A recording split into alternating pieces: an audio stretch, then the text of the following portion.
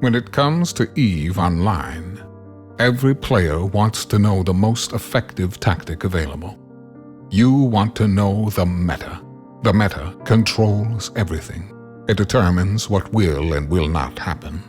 Knowing the meta will alter your views, make you question your reality.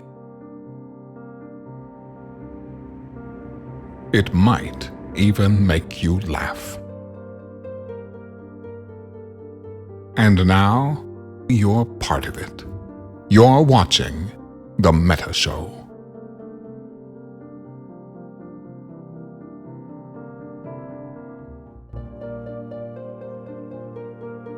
Ladies and gentlemen, welcome to Season 3 of The Meta Show. We have been doing this shit for you people for 3 years now. It's unbelievable, isn't it? Hi, boss. Welcome back from Canada. We missed you.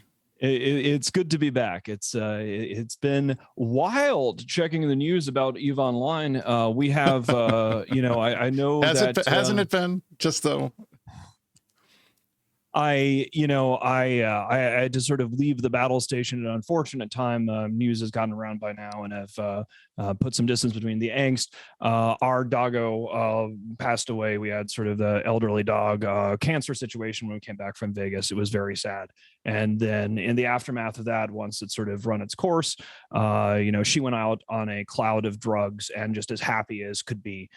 We gave her a really good landing. But after that, it was time to fuck off. And so we fucked off to Toronto, which is where I like to go to eat lots of food and sort of wash the sort of angst off a bit. And it was really unusual because I thought it was going to be relatively slow in terms of space news. We actually have a bunch of space news today we're going to be going over, but also obviously there's the Marie Antoinette in the room, right? The whole R4's P1 post blog nonsense that came out. We're going to be getting into that, guys. I know people want to talk about that. But let's start off the show the traditional way. Brisk, why don't you take us through your soapbox and we'll go to my soapbox and then we'll do this. All right. So I just wanted to remind you people before we get going. This was 2 years ago.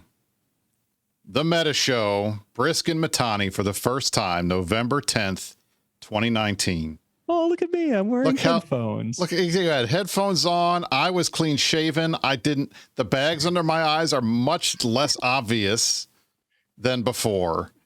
And here we were bloviating, new show format, all kinds of stuff. And we've done this show for 2 years for you guys. 2019. My God. I know, that is right? just around then, I had actually gone off on a Canadian vacation. My girlfriend and I were looking around to see about Montreal or Toronto. And look how less traumatized we are. Before, right? That's like the last possible before times. Just a couple. God damn. This was before the war. This was before the war. This was before COVID. This was before any of the crazy Sturm und Drang. This was right after Vegas. You were right off of your French vacation down the canals. Oh, that's right. We looked so much younger and so much fresher then. But you know what? I've had a hell of a lot of fun putting the show on for you guys for the last 2 years. We're starting on season 3. As you know, what we like to do when we do seasons is we change things up and we move things around and we change the color of the show. Now, Mittens shirts are always color-coded properly. This is a red shirt show for a reason. My favorite color, though, is orange, and that is this season's theme. You can tell we've got orange everywhere. We had blue to start. Red was second season. Third season is orange. So that's it. That's why we're doing all of this stuff. That's why we're out here in all the orange gear, but it's because this is the start of season 3. So I want to thank Life Shifter, our producer. I want to thank Skeptic Nerd Guy. I want to thank Jay Amazingness, all the team that helps us put this show together every week for you guys. We could not do it without them, and they don't get enough accolades. You guys see us in front of the camera. You guys don't get to see the work that they put in behind the scenes. So I want to make sure we give a shout out to them. Now, on to my soapbox. Listen, we have been beating on CCP for the last 3 or 4 weeks. And in my opinion, it's well-deserved because what we have continued to see from them is a lot of the stuff that we don't want to see anymore. We're tired of scarcity. We are tired of the economy being jacked up. We are tired of dropping player counts. We are tired of not seeing people in space. We are tired of our friends yelling at us for hours about how awful everything is and demanding that we fix it, because I'm on the CSM and Mittens is the leader of the largest coalition in the game, and we are constantly being pushed by people to take a bigger role in fixing stuff. The last little bit of drama started yesterday when people started complaining that there was no winter dev blog that had been promised to everyone this week. Listen, I know a lot of you were concerned about communications issues with CCP, and that's perfectly fair, and it's something that I campaigned on. I want greater transparency. I don't like it when they leave us in the dark and when we don't hear about visions and we don't know where they're going, and we get random posts that don't explain why they're doing things, which we will get to in a moment. But they didn't promise us a dev blog. They said they were aiming to get a dev blog out this week. They did not. I want it done right. I don't care if it's done fast. I want it done right. And I didn't view this as a promise, but many of you did. And I'm here to get on my soapbox to beg you, to implore you to please keep your eye on the prize. If you bitch about everything CCP does, they will not listen to you. If you bitch about the things that matter, they will listen to you. And as we have seen, they have no problems going through and reading every Reddit post, reading every post on the forums about the stuff that they care about. But I'll tell you this right now, no one has ever gotten CCP to communicate better by screaming at them for not giving them a dev blog. I have seen the winter dev blog. It is a work in progress. They are working on it. I can assure you it is not in draft, like super crazy draft form with 2 sentences and no idea what's going on. They are working on it right now. When it's ready, they'll put it out. And I hope that when we see it, there will be some of the fruit that we have been harvesting with all of this fertilizer we've been throwing down in their faces over the last month.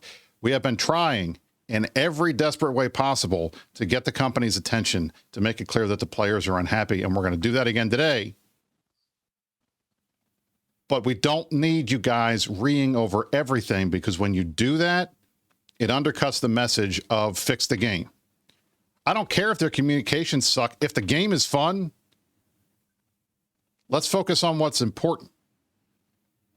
That's my soapbox. All right, I'm done. Now, that being said, do we want to go into Piercing the Corporate Veil and talk about the latest bit of drama that happened and why this is indicative of everything that's a problem of what's going on? We will in a second. I just want to. You go ahead. So, I mean, to be fair, these rants are going to sort of segue into. You know what? Actually, let's run the segment, and then I'll just start my thing, and then we can go into this. Brisk is the voice of restraint, and he's right. I, however, missed a week of pointing out what the fuck is going on with CCP and asking questions about it. And I have no good cop in the tank. So we're gonna go through some of the stuff, and let's play the Piercing the Corporate Veil fun times, and I'll kind of. All right, here we go. Get myself ready.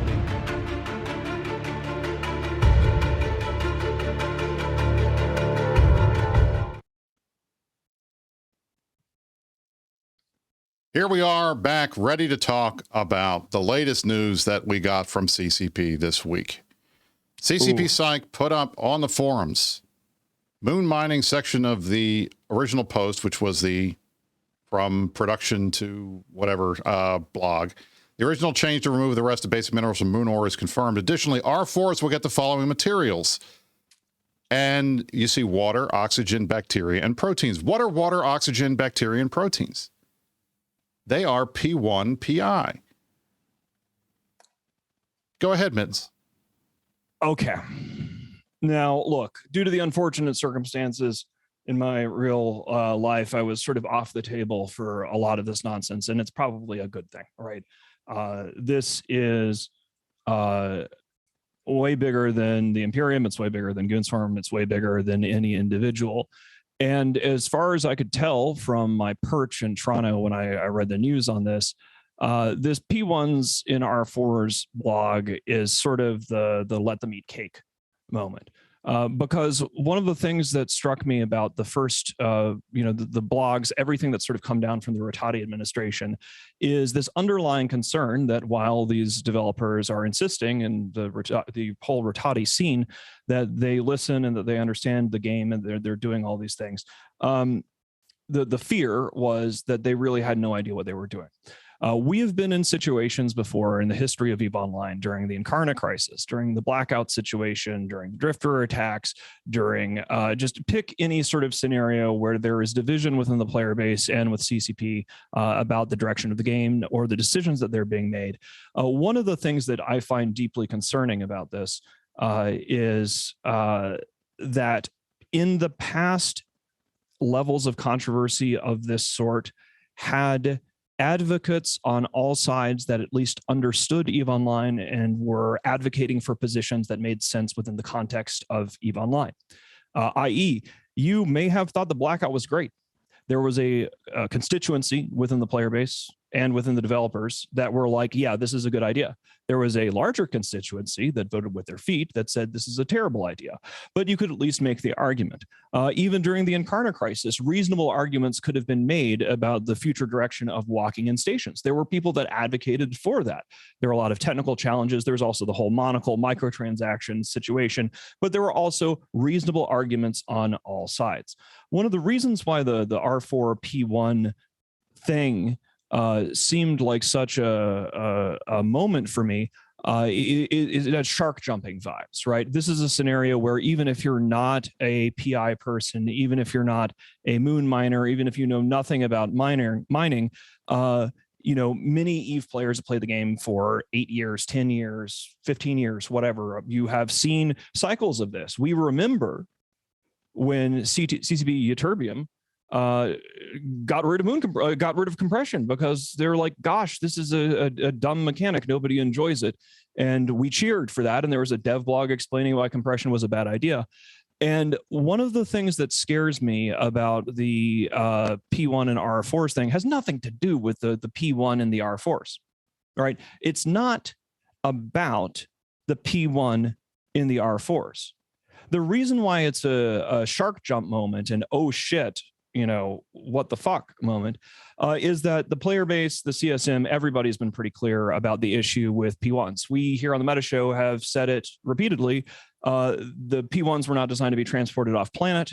I am a simple mitten. I am notorious for not understanding things in client particularly well, but even I understand how to set up PI all the way up to a P4 chain, right? I have done it. I had like 24 fucking planets, right? Like I did the clicks and I figured it out.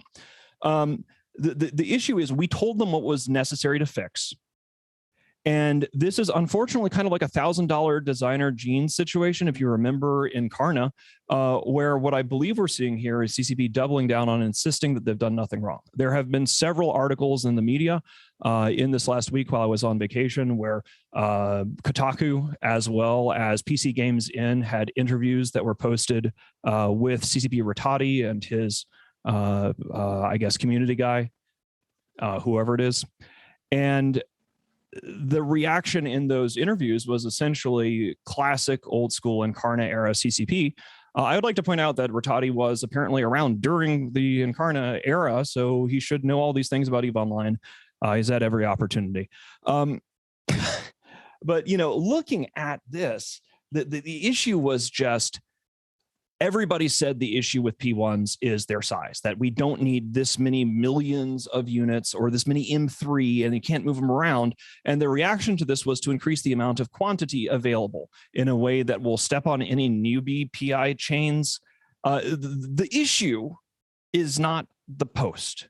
The issue is that when all of the eyes of EVE Online are on CCP and everybody has thrown red flags and said, gosh, this is not a good look. Please fix X, Y, and Z. CCP chose to refuse to admit that there was a problem in the first place, which is their typical stance, right? Usually the way that this works, we've seen this in past controversies, they step in it, then they insist it's oh, it's great, this is wonderful, everything's fine here. And they conveniently forget that everybody has 3 months. Usually the standard EVE Online player base has 3-month recurring subs. And so there's this quarterly lag while the CCP coyote runs off the cliff before then the gravity catches up. And I think that, from the rumblings in the interior we've been hearing, we're sort of at that point now. I am not going to pull any punches on CCP on the show, but I'm also not going to be taking to the rooftops trying to lead a cause or lead a crusade or, start, banging pots and pans or any sort of things like that, because I feel like this has already gotten so big and so that, the only thing that's going to, sort of alter this trajectory is the same thing that happened in Incarna, which was not the riots, which was not the media coverage. It was when people start voting with their wallets. And people have been doing it. I know this is a huge problem across all organizations in EVE right now. And it's one of the things that's contributing to small and medium alliances imploding, is because in an environment where there are less players and less people engaging, there's more competition for getting the people that are playing the game to come play the game with you. So we saw, for example, Recon has folded in, or is going to be folding into NC. Recon was a PAPI alliance that fought all the way through the war. There's been a number of these situations. So I've got one analogy I would like to use to show people how I'm thinking about the scenario as we're sort of dealing with it. And then we're going to move into the line by line that Brisk has prepared. We have some useful charts and graphs. Then we're going to be tracking the PCU and the usual.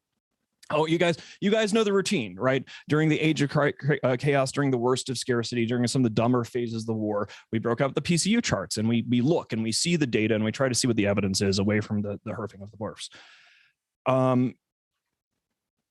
So this makes me think, and this is going to be an American business analogy.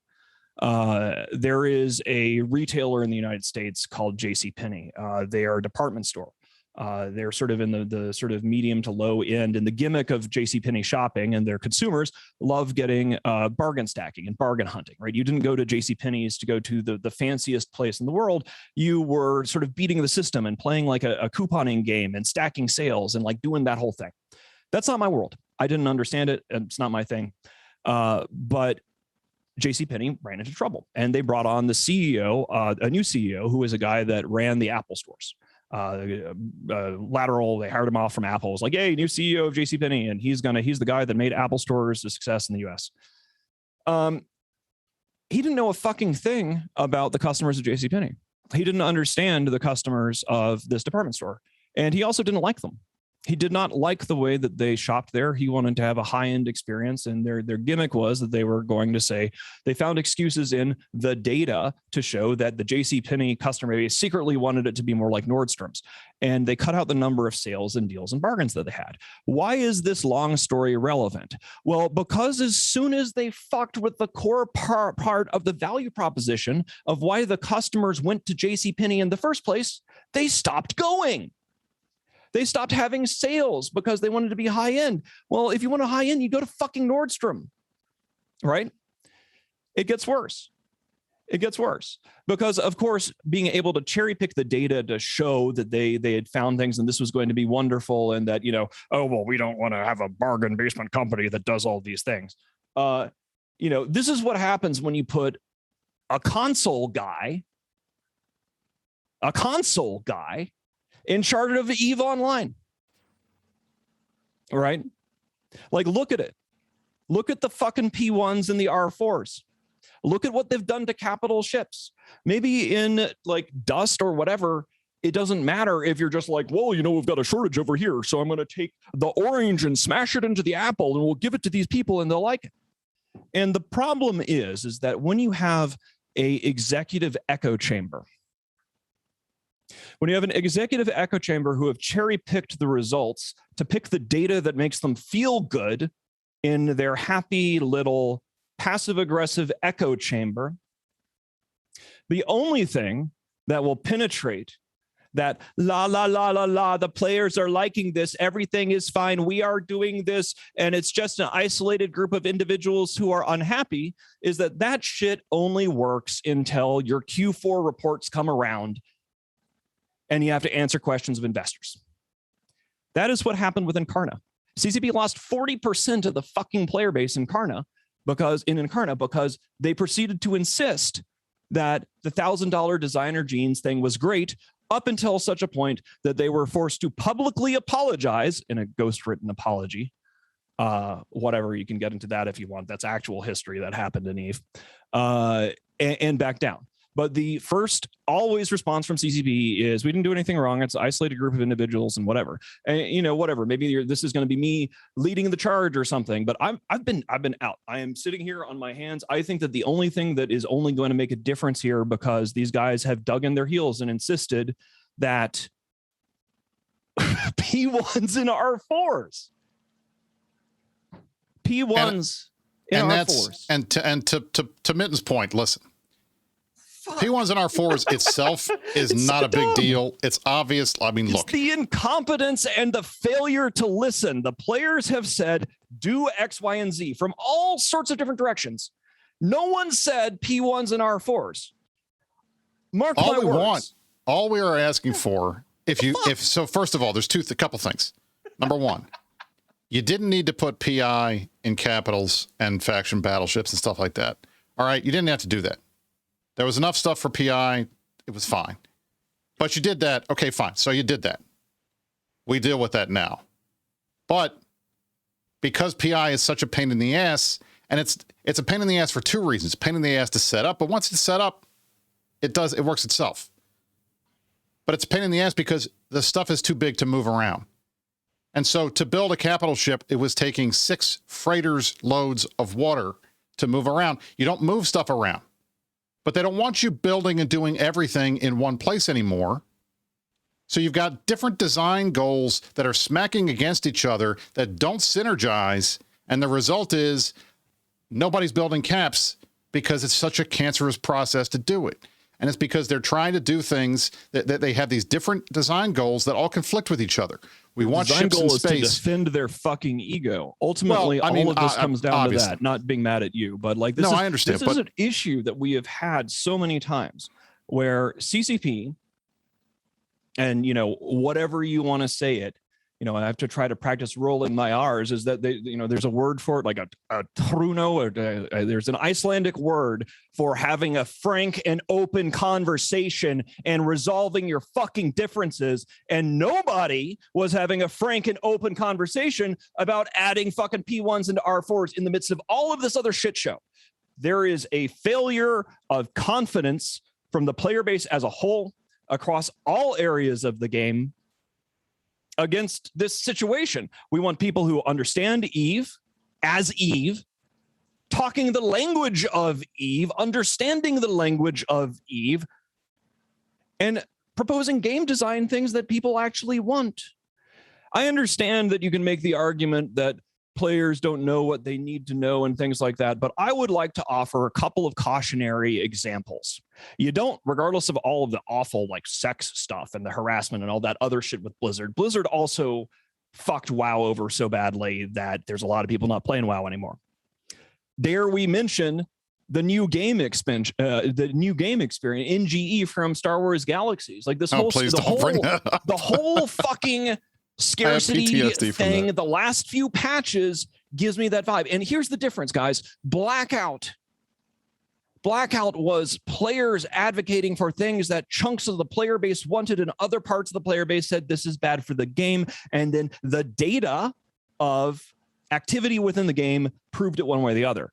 What's so scary about this situation is nobody was expecting this. Nobody was going, oh, yeah, that's really going to solve anything, because what's actually happening is that they're refusing to admit, one, that they might have done anything wrong, and two, that maybe they should listen to the players.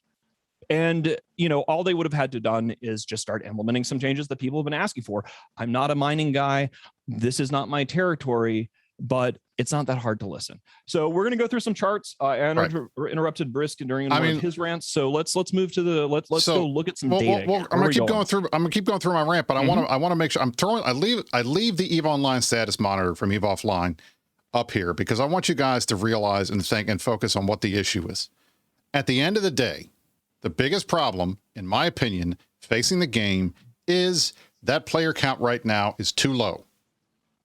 20,000 people, and this is the last 36 hours, a holiday weekend in the United States. Thanksgiving was Thursday. Yesterday was Black Friday. Monday is Cyber Monday. This is a 4-day weekend for most people, unless you're like, one of the nice guys like Merkelchen who goes in on Friday so his employees get the day off. Oh. You probably had a 4-day weekend.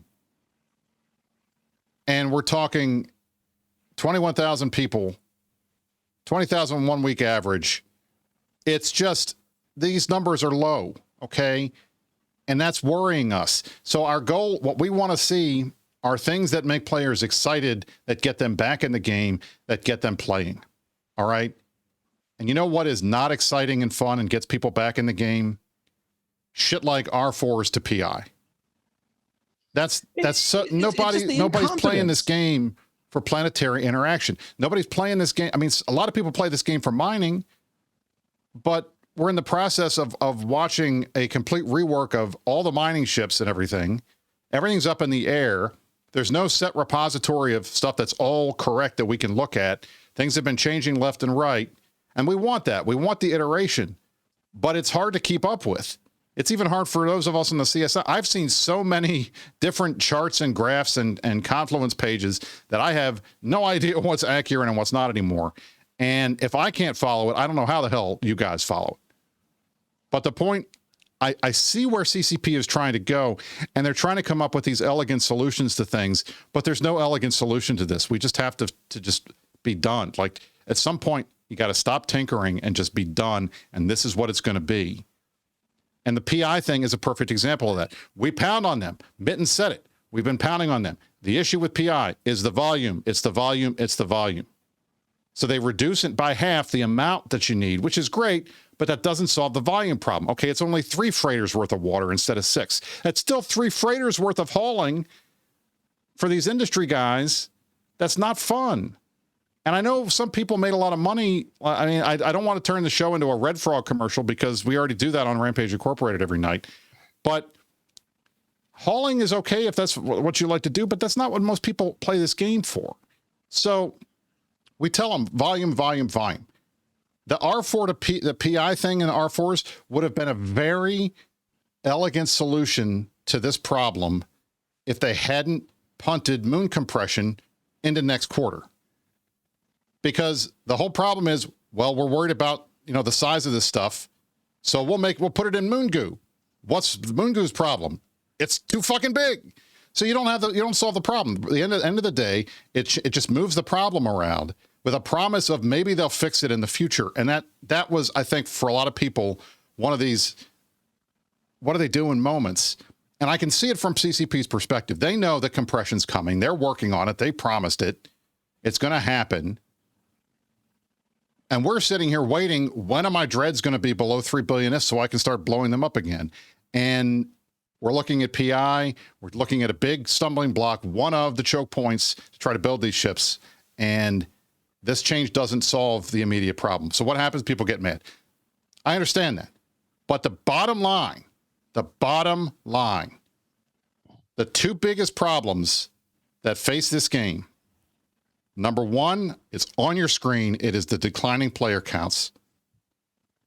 And that means there's fewer people in space, which means there's less to do. And this is a vicious circle. The fewer people in space, the less there is to do, the less things that are happening, the more likely it is somebody's going to log off and do something else. If there's no targets to hunt, the hunters stop playing. If there's no hunters hunting, then nobody's building anything because nobody's losing anything, so nobody's replacing anything. And it's a food web. We talk about the food web all the time with these guys. You mess with one part of the food web, and it has impacts on every other part of the game. And we're talking about changes to the fundamentals of the game, and the result is a lot of people are unsettled by this, and they're voting with their feet right now. We need to get them back, and we need to, because we're not going to be able to replace all these veterans with new players who stick around. You go with the guys that you've been with who've been sticking around this game. I mean, I've been playing this game for 15 years. Ben's been playing this game for 20 years. Merck and Nam and the other guys on the CSM have been playing this game 15, 16, 17 years. Some of them are beta players. We've been around a long time. We have our whole lives invested into this game. We've spent a ton of our time, our friendships, our relationships in real life. A lot of this stuff comes back to this game, and we don't want to see it die. And we don't like it when somebody comes in and decides he wants to change everything who doesn't have the kind of experience that we have. I think it's amazing to me. The thing that is like, there's two bookends on this story, right? Like if you wanted to explain to somebody who didn't want to know what a fucking R4 is, why are people in EVE Online so pissed off? All you really need to do is point to a lot of these other developer situations, NGE, what Blizzard has done to WoW, and then say, okay, so they put a new guy in charge of EVE Online who's technically been around for years and years and years, but doesn't seem to know a good goddamn thing about the video game. And after insisting that they were going to be fixing all of these things, their big new feature after years of work or whatever nonsense they actually put into this was adding a feature and promoting a feature that literally in 2014 was explicitly removed from the game with much fanfare and general applause by a previous generation of EVE Online developers. And this is I haven't really brought up the whole like console world thing until now, but this just reeks of it, right? This is a scenario here where the JCPenney has brought in the Apple Store guy, and he doesn't know a damn thing about JCPenney or clothes or retail or deals or the customers or anything. And he insists that he's going to change everything, and then he drives the company into the ground. Right. And that's why this is one of the reasons why, in the past, I've done a lot of we're going to rally the player base. We're going to get all of, we're going to get the Imperium together. I'm going to take to the skies. We're going to have open letters. We're going to sign things and whatever. And you don't see me doing that. Me, Herfinblorfs on the Meta Show like this, if CCP wants to nail themselves on a cross and claim that a small group of players is going after them like they do every time before gravity catches up to them, feel free to do that because it's predictable. You always do this. I don't care. The only thing that actually the thing is that CCP is now in the situation where I feel like in the last couple of weeks, it's bigger than any of us. So I'm going to talk shit on the Meta Show because I can, and this is the reality on the ground. But I don't expect CCP to do anything. I expect them to double down because what their strategy is, and clearly from this dev blog, what we're seeing is they want to find a way to fix it without admitting that they did anything wrong, dumb, or unpopular. Face saving is a huge issue over there. A huge issue. Like I said, they have a word for a frank, honest, and open communication and burying hatches, which is over here what we call talking, right? But Iceland. So whatever, the thing about this compared to Incarna, and that's something that I don't think CCP has really cottoned onto, is that there's a whole bunch of different vectors for people to vent their displeasure while still playing the video game, right? There's alpha accounts. People have 3-month recurring subscriptions. They set those, if you have a roar call also, I would suggest don't do any skill extractors on your roar calls because you don't know what's going to happen to them yet. But the game's economy is based on a lot more things besides just subs now. So some people are unsubbing. Some people are only buying plexes when they're on sale. Some people are going to alpha accounts. Some people are refusing to buy skins or any other microtransactions. It's this dangerous level of hubris and incompetence from the part of the people running EVE at the moment, where they believe that gravity will not touch them and that there aren't going to be consequences from this. And so essentially, instead of going let's all rally together and do things or whatever, it's just look, the only way that they are going to get it is just let them do their thing.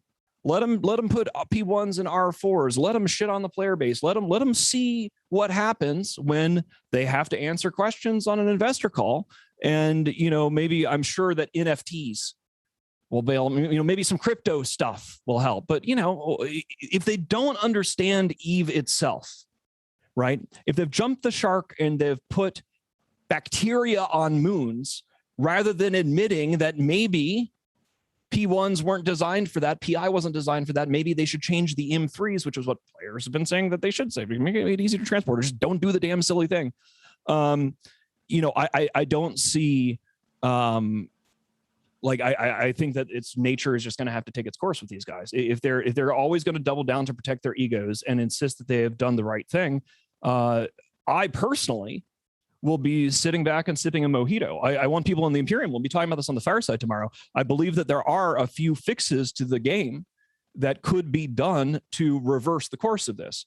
And we'll talk about those internally, because I want people internally to know that there is a future for EVE Online, and that, that this is fixable, right?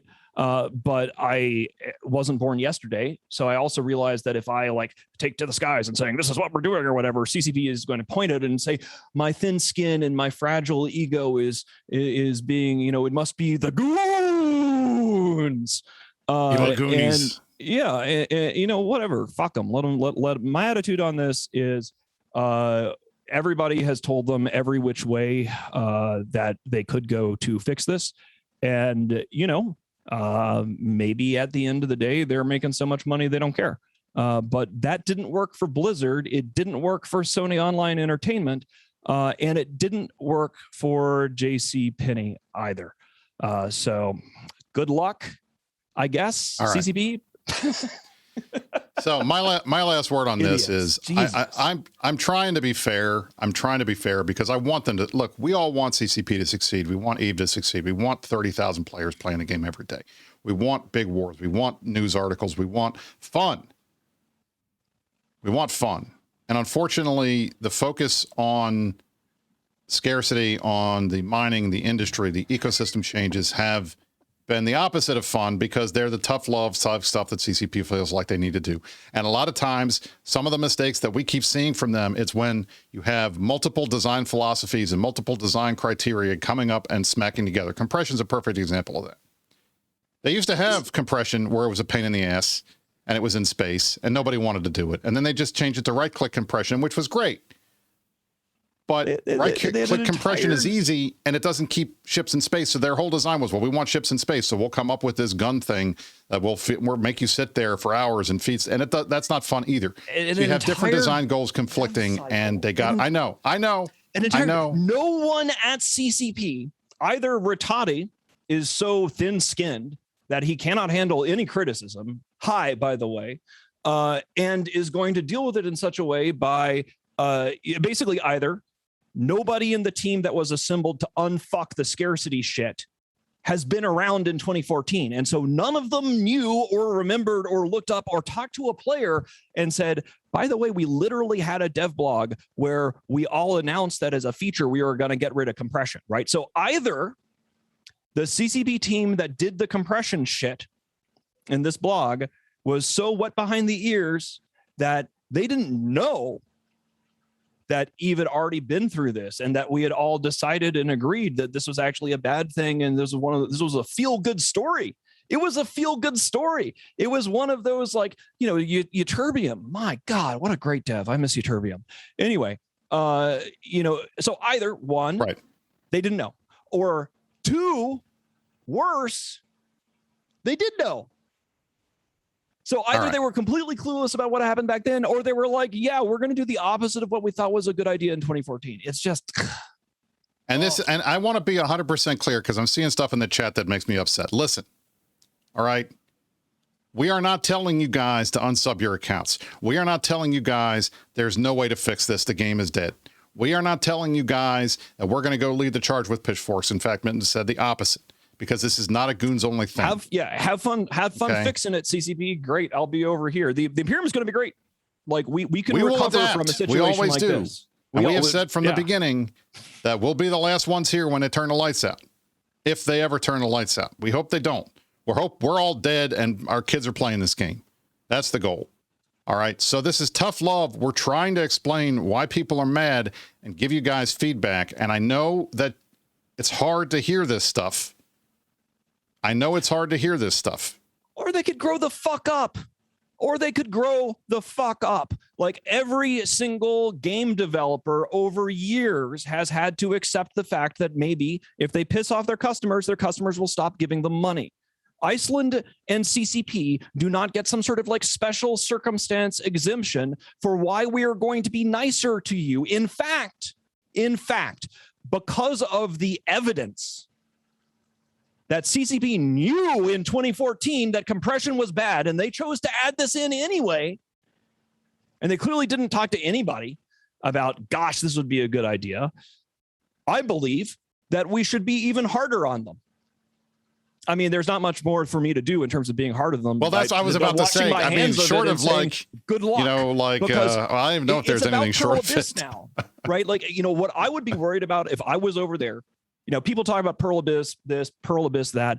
I haven't seen any evidence that Pearl Abyss has been meddling in anything CCP has been doing. And believe me, we've all been watching them like hawks, right? The closest thing to anything Pearl Abyss related that we've seen in years was the whiff of crypto and NFTs infecting the Alliance tournament. But, you know, that's just Hilmar's thing now. Hilmar likes NFTs and crypto and like whatever. Great, right? Go play with that. Have fun with that. That's wonderful. This situation, it's at a point where I believe that because of the nature of how the last several weeks have proceeded, you know, CCB has reliably made money. EVE Online has reliably always made money. I have not seen a cliff of player numbers like this this fast ever.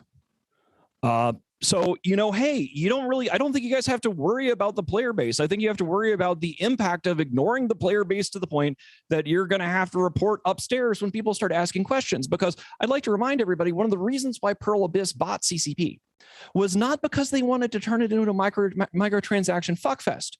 CCP wanted to turn it into a microtransactions fuckfest in the Incarna crisis, long before Pearl Abyss was on the horizon. You don't have to get your panties in the bunch about PA, right? That's always been there. That's pure CCP.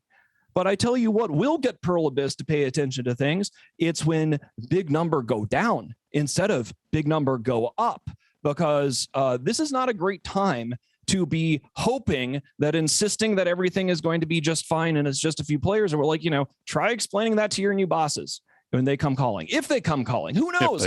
I don't know what's going to happen. But what I do know is, from a leadership perspective of the largest entity in the basically, we're pretty big. We're pretty big in terms of large player organizations.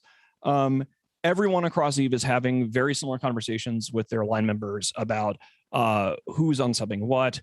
How do you manage the situation? Should people extract the roar calls? I don't think they should, because CCP keeps changing their tunes so often. Don't ever do that until the stuff is in the game, guys. Yeah, it's going to keep changing. You know, if you're, I wouldn't be buying extractors, period, right now. Like, you know, I think that, you know, it's pretty clear cost that real money. Yeah, they're not going to listen to the players. They've picked their Quizlings, who they've decided will tell them what they want. People like Kenneth Feld, and they've done this before. They're going to listen to who they listen to, and we're just going to have to see what happens. The funny thing is that if the game takes a 30% haircut, the Imperium gets stronger. We take a haircut too, and that sucks. But in times of crisis, consolidation, yeah, you get longer hair. We have really long hair, I guess, except says man here, and I don't know. I got a haircut. It's not as bad as it was last week. I don't want to jinx myself here. But look, regardless, the point is that in any situation, like, a lot of these changes are things that are going to result in the Imperium being stronger. Right. But I don't want to rule over a dead world. We need puppies because we're not puppies. Right. That's why we don't try to conquer the galaxy like the Pappy Renter like Bob did. Nerds do. Yeah, exactly. Like Bob tried to do, like Gobbins tried to do, all this stuff. We need a them so we can have our us. And that also means that, you know, we're going to be okay.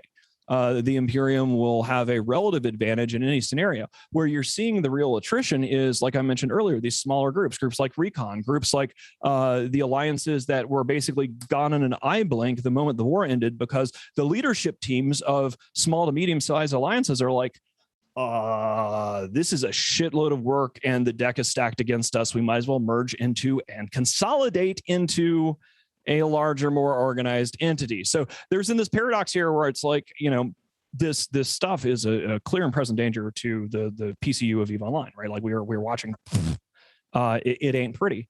But you know, it will not exactly result in the doom of the Imperium. Like we're going to be fine relative to everybody else. We'll probably be stronger relative to everybody else because it's going to put so much pressure. And we are in the process. I don't want that. We're in the process of making moves to do that. And I want to transition off the CCP topic because I'm as sick of it as you guys are. I would like to talk about some fun stuff happening in Eve, and we have actual fun things happening. Not only do we have, let's do that. We have a nullsec power hour, which I will tell you this right now is going to be more than 10 minutes. So if you guys were looking for a holiday weekend extra long meta show, you're getting it. And then Fountain Frank's around here somewhere. He's probably drinking my beer, so I got to go find him. And he has some announcements, fun internet related stuff. So we're going to do nullsec power hour. We're going to talk about what's happening in Clown Ring and why it matters to you.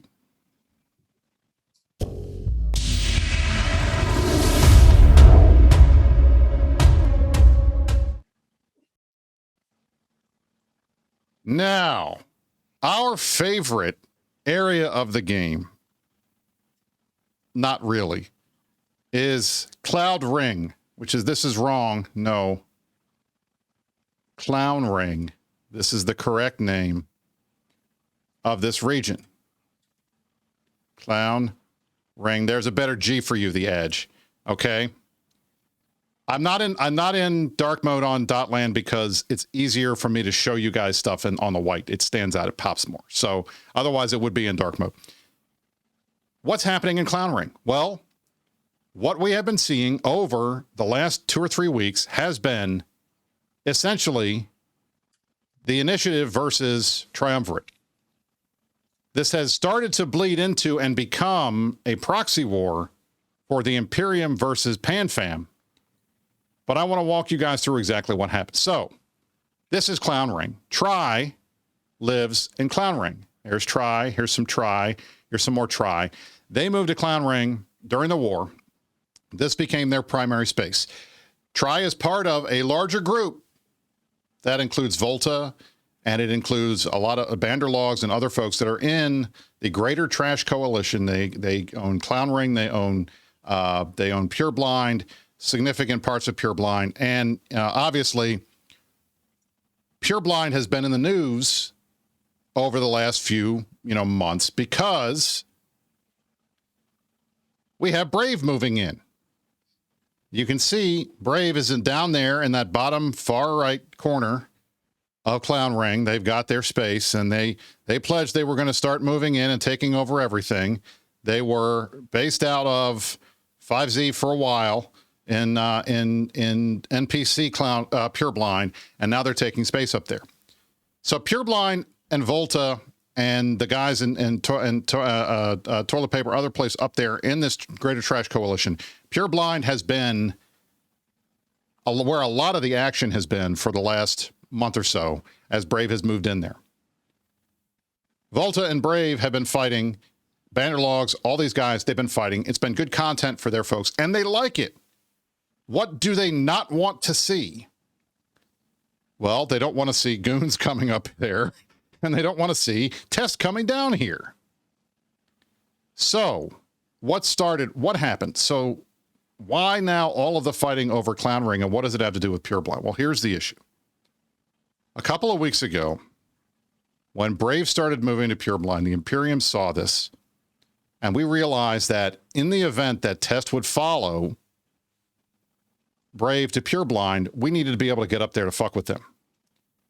So we asked Tri for jump bridge access through their various systems so that we could get to the north very quickly if we needed to. And we had nice conversations. We talked to Garst Tyrell. By the way, every time I type Garst into my phone, it autocorrects to farts. I don't know if that's like on purpose or just like coincidence, but it's true. And Tri says no. And it's basically the scene with like when in Game of Thrones where Cersei's like, I choose violence. That was what they chose. So the result is they say no. So in it decides, all right, well, we'll deal with this. We take 6RCQ and BTEC-D in Clown Ring so that, and I'll throw this back up here so you guys can see see what we're talking about in terms of the map. Down here,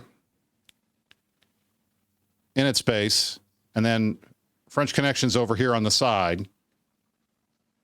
And the whole idea was to secure a route north in case we needed to go up there, in case Test decided to fuck around. Tri said they wouldn't give us access, so we said, fine, we'll take it. And then we told them, listen, we're not going to fuck with you. Darkshine specifically told them this. We're not going to fuck with you if you don't fuck with us. So what do you think happened?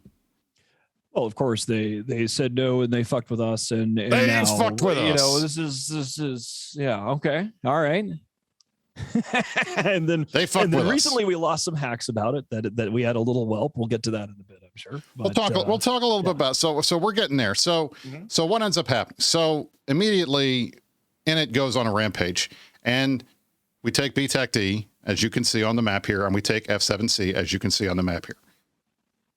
Try responds with starting to smack around our stuff, and then they did the worst. I meant F7C. Sorry, guys. I said 6RCQ. I meant F7C. They did the worst possible thing they could do. They started fucking with our Rorquals. Why is that a bad thing? It's not because we care about our Rorquals that much or we're upset that they're messing with our miners. No. You guys made Dark Shines form safety secure fleets to go save these Rorquals, and there's nothing he hates more than that. You pissed off the Shines people. This was not a good idea, Garst. So, and I'm trying not to call you Farts Terrell. I really am. But it's hard because it's funny. Anyway, so we start getting into fights. We go up and essentially smack them in the mouth. We hit their staging Fortizar in OU TAC, and we kill it. I have the battle report here from that fight. Actually, I don't have the battle report from that fight. It was a small fight. It wasn't a big deal. We kill that. We kill another one. We're in the process. We have a whole timer tomorrow on a fort here in OTAC O. But what did they do? What did they do? What does anybody do when they see Init coming, Mittens? What do you think they did? OTAC I, sorry. Wrong system. I assume that they bat phoned the entire galaxy because they did. They bat phoned everyone, exactly, including it's gonna including PanFam. So guess what? So this is so amazingly enough. So what happened? So this was the other night, and yes, the numbers are pretty bad for us. But we go in. We are fighting in OTAC I. We're going to kill this fort tomorrow. This was, I had the wrong system. We're going to kill this fort tomorrow. But we reffed this fort the other night. And look who's here. It's all of our old friends.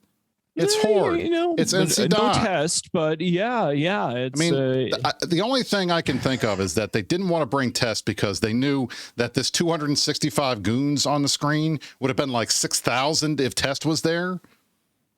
Yeah. So they want to keep test out. Yeah. But essentially, Try and these guys are bat phoning PanFam, and that's basically turning this into a big old fight between the Imperium and PanFam up in Clown Ring. And then we throw in the fact that Ranger Regiment is looking for space. They think Clown Ring looks pretty nice to live in, and they started to take space up there.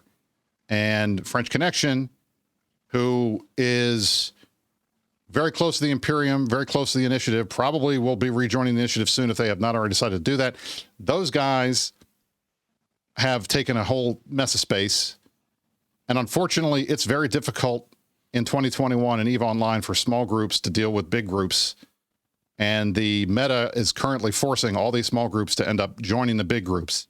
Hopefully CCP can fix that, but that's the nature of the beast. So I wouldn't be at all surprised to see some of these smaller groups folding into the big groups because that's the only way that they can be safe. So this is what's happening right now. Now, what's the narrative?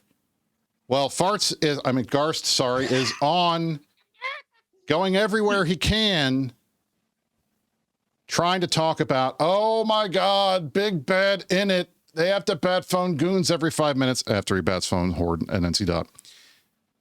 These guys, look at these big guys. They're picking on the little guys. It's so not fun. How could they possibly do this? And I just want to remind everyone, after the end of the Fountain War, Init spent 380 billion ISK buying structures and space from all the little guys that lived in Fountain. Why did we do that? We could have blown that shit up and taken the cores and made money. The only groups we didn't sign deals with were LSH and GBT because they both suck. But everybody else, we made the offer and said, look, if you want to sell us your stuff and go somewhere else, we're happy to give you money. And they took it and they left. It is not about trying to kill small alliances. That's not what we're trying to do. We're just trying to do what's best for our members. And you know what? There were plenty of other groups that could have come in and taken that space that we kept out. There were other groups that we could have just ruffle stomped and been done with it. I'm sorry, you're stuck between a rock and a hard place. You got fraternity above you and you got us below you. You have something we want. If you had just said, yeah, sure, we'll let you have blue. We'll let you have we'll let you have access to these jump bridges. Then none of this would have happened. So don't think this is in it here picking on little guys. We gave you the opportunity and you didn't take it. So next time when Shines comes and says, hey, can you do me a favor? Say yes. Otherwise, you're going to end up living on a couch at Omist, which is probably what's going to end up happening. So that is what is happening right now in Clown Ring. And I expect that that's going to be a pretty solid area for fights in the next couple of weeks. Yeah, what do you think, I have sort of a policy statement on this. Look, I've been away on vacation. Like I said, stuff's happened and I've been focused on some of the big picture stuff. But from a diplomatic perspective, several weeks ago or whenever it was that this first popped up on the radar, the Adj pointed this out in chat, and it's true, is we had offered to just arrange it. The only interest that we had was in a couple of highway systems, and we were willing to pay for it and offer upgrades and manage it in such a way that it wouldn't be a burden on Triumvirate. Now, if they want to nail themselves up on the cross and cry martyr, that's great, because I'm sure that some pappies will listen and care. My interest in this, the Imperial interest, is purely in the highway.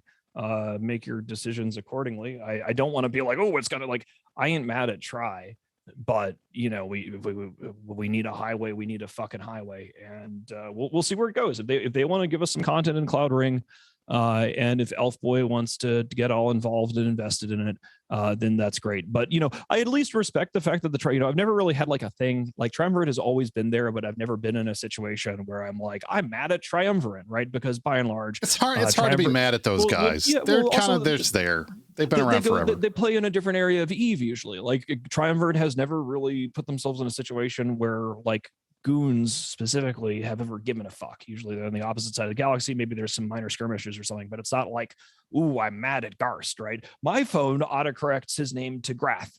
That's funny. Mine goes to Farch, yours goes to Grath. I can see what we're talking about. Yeah. So, like, it's cool and all, but like big picture stuff, like I don't, if Elf Boy wants to bring a proxy war that close to our northern border, that's fun. Our main interest is in the bridges, but we did also, I want to make it clear, if they're going to be dancing around being like, oh, look at me, that we're getting bullied by the Imperium, oh no, that we offered to pay for the shit, and our interest only was in the fucking highway. And we'll go from there. Like, I'm not going to be like, oh, you need to do something or other, because the dumbest way to resolve the situation would be like, I'm mad at Garst. But so that's where our interests begin to end, I think, in the big picture thing. But some motherfuckers are always trying to ice skate uphill. And if they're in a scenario where the only people deciding to make bad decisions within the game of EVE Online that are close to our borders are Triumvirate, and okay, obviously we need to shake the dust off. We defo got kicked in the dick on one of those BRs, and the best thing to do is say this is an opportunity for us to get out there and shake the dust off. So we'll see what happens. That being said, we listen. I mean, everybody knows we're in the process. It's the end of the year. Things are going to start happening, I think, in January. We're hearing a lot of noise about where Test is going. We're hearing a lot of noise about who they're going to be friends with. A lot of noise about a lot of different things. And I think we're going to start seeing some big political plays here coming soon, right around the turn of the year. That being said, this is the only game in town for a lot of people. So I think you're going to see a lot of fights. And I expect the timers tomorrow are going to probably be contested, which is great, because damn, I need the fats. So what time are the timers tomorrow? What Eve time? Shit. No, Shines, tell me what time they are tomorrow while I look it up. We have fleet scheduled like all day. So it's going to be one of those things where we get stuff scheduled. It's going to be, we have like an early breakfast op. I know, EU breakfast op. And then I know that there's going to be stuff throughout the rest of the day for these timers. But I'll tell you, when there's not a lot going on, all these fights turn into a lot bigger than they are. All right. So tomorrow, 09:30 Eve time. and then 16:30, which is noon or so Eve time, 4 o'clock in the afternoon their time, but it's 4 o'clock my time, 3:30 I think. But anyway, it's 09:30 Eve, so the great super thing about early. Cloud Ring is you don't even need to Jeff it, right? Like Cloud Ring is right across the border. We've got a perfectly good jump bridge network that can send people scampering over there. It's very easy to get there, and that's the thing. So Goons have PAPs, and it has FATs. We have fleet activity trackers, and I need my FATs. So only FATs. That's my thing. Right. I care about FATs. All right. We have some other In It news, but I'm not the best person to talk about it because I'm not in charge of anything, but I'm pretty sure Fountain Frank is here and he wants to talk about some stuff. So Fountain Frank, are we ready for an update? We haven't had an update from Frank in a while. We haven't had an update in way too long. Let us hear from Fountain Frank. All right. So here we go. I'm going to go grab Frank. Hopefully he has not drank all my big waves, and we will see you right after this one with the Imperium update with Fountain Frank and Querious George.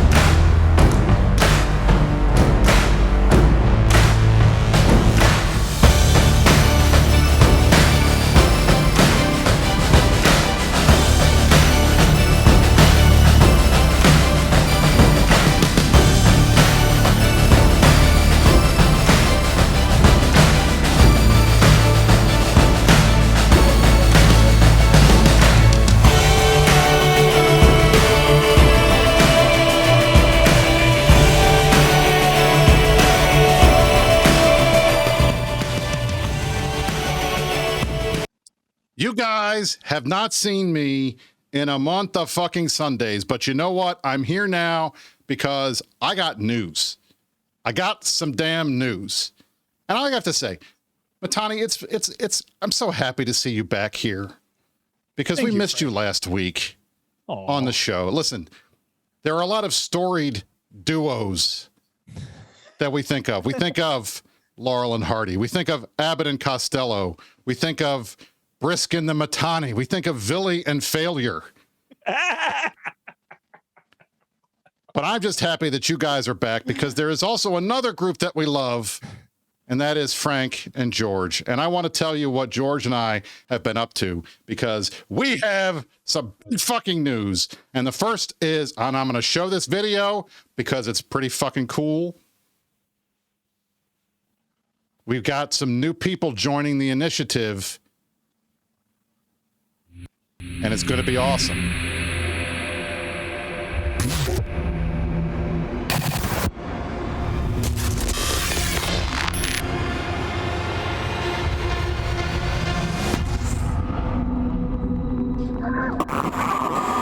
So, what does that mean? Well, while we've been sitting here on this damn show, goofing around, a bunch of supers have moved from Pureblind into Fountain. Industrial Mining and Mayhem, the second largest group in Brave Newbies. I watch a lot of The Office, by the way. Brave Newbies is now joining the initiative. Where is it? Where's the thing up? There it is. There they are, right there. 1,051 people, members in this group. They are the newest member of the initiative. You guys told me Brave would never join the Imperium.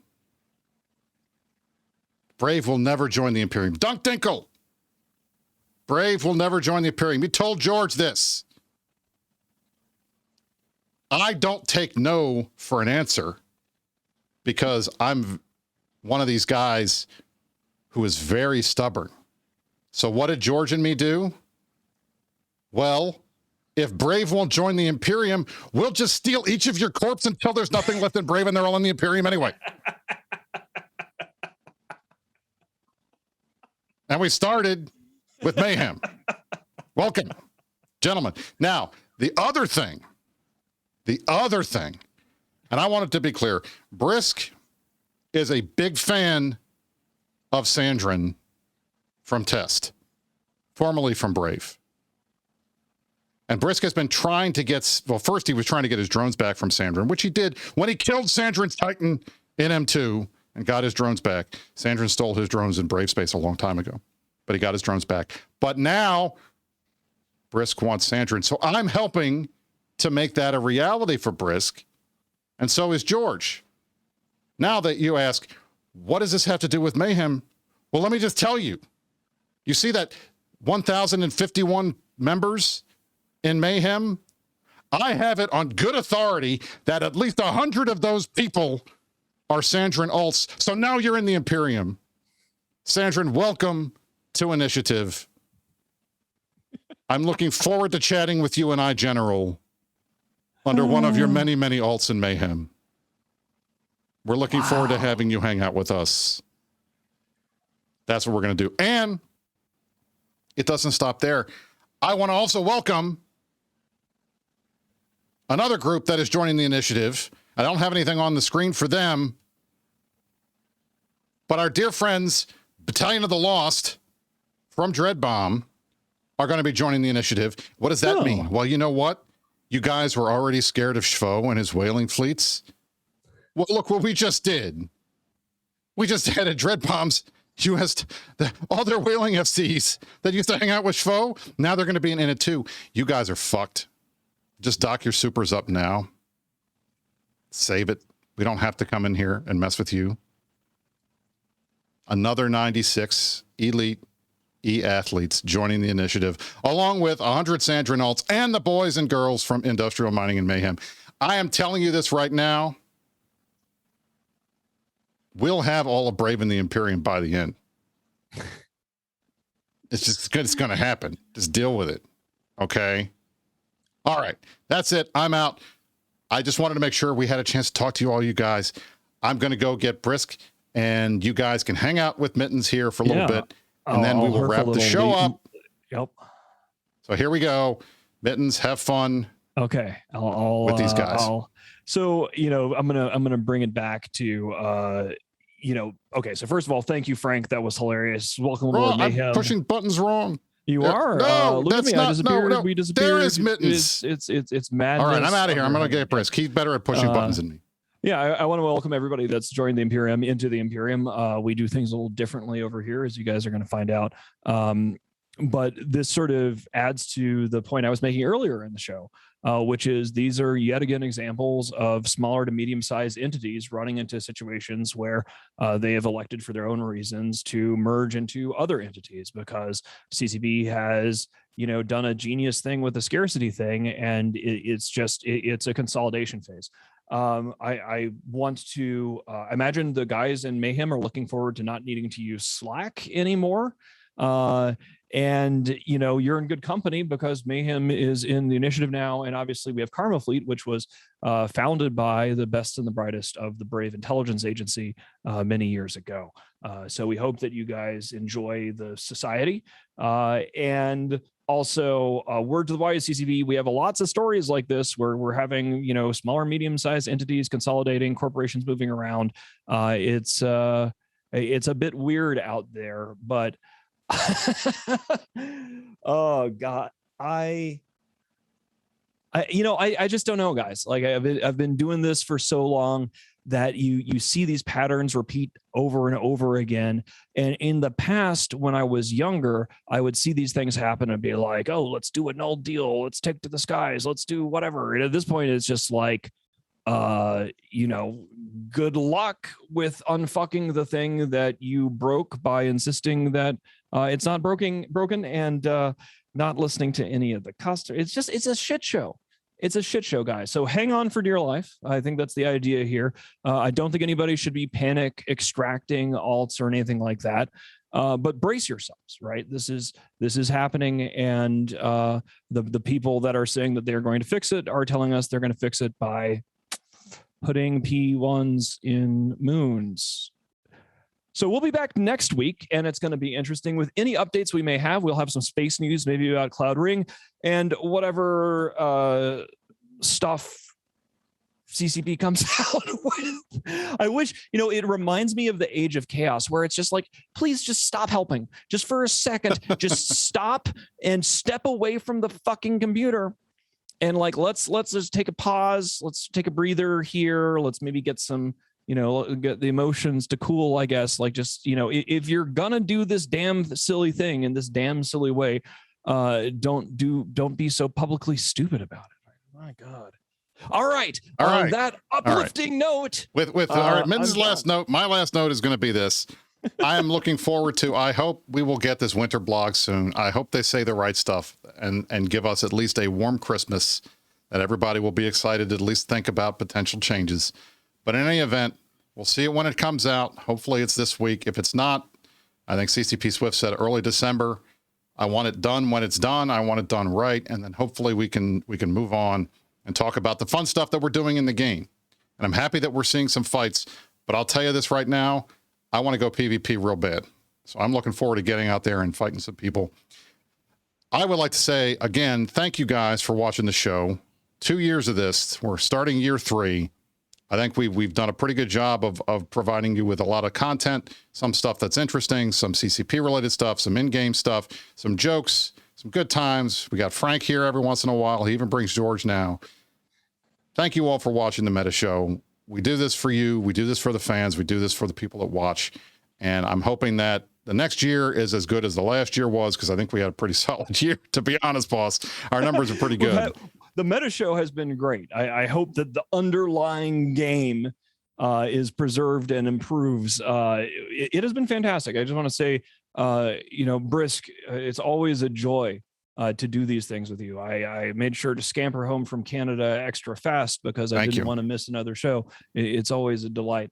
And I just love the respect and care that you and everybody else behind the scenes puts into making this thing work. And I turn up and, rant and rave and act like that's why fool. We do it. Exactly. All right. Well, thank you all for coming. Thank you all for watching. That's it. I'm good. That's it. We will see you guys next week for the Meta Show. This has been the Meta Show for November the 27th, 2021. I'm Brisker Ball, joined by the Matani. You stay classy, New Eden.